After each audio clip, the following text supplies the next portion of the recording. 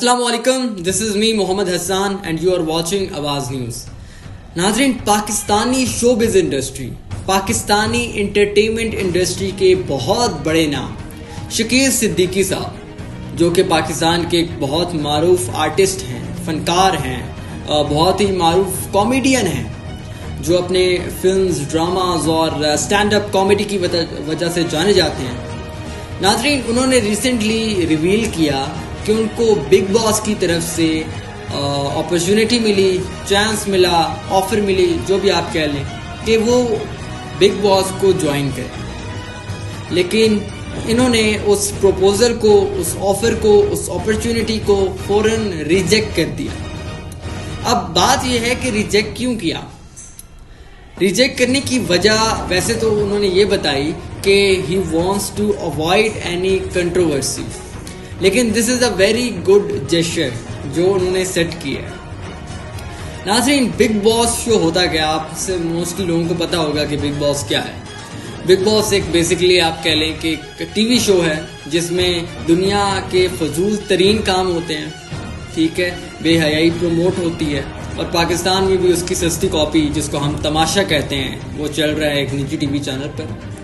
खैर, तो ये बहुत अच्छा एक जेस्चर सेट किया है, एक स्टैंडर्ड सेट किया है शकील सिद्दीकी साहब ने कि हम फनकार हैं, ठीक है, हम आर्टिस्ट हैं, हमारे पास एक हुनर है, हमारे पास स्किल है, हमें उसके अंदर एक्सीलेंस हासिल है, ठीक है। हमें कोई ज़रूरत नहीं है इस तरह के थर्ड क्लास शोज़ की, बिग बॉस की तरह के, ठीक है। And that is a very very good example जो उन्होंने सेट की है शकील सिद्दीकी साहब ने, और मैं उनको खुद पर्सनली इस बात पे बड़ा अप्रिशिएट करता हूँ। आवाज़ न्यूज़ की टीम उनको इस बात पे बहुत अप्रिशिएट करती है, और इन्होंने बहुत अच्छी एग्जाम्पल सेट की है, एक स्टैंडर्ड सेट की है कि भाई आप फनकार हैं, आप आर्टिस्ट हैं, अपने एक स्टैंडर्ड से नीचे ना आए, इस तरह की चीज़ों में जाकर अपना स्टैंडर्ड कम ना करें, अपनी सेल्फ रिस्पेक्ट ख़त्म ना करें।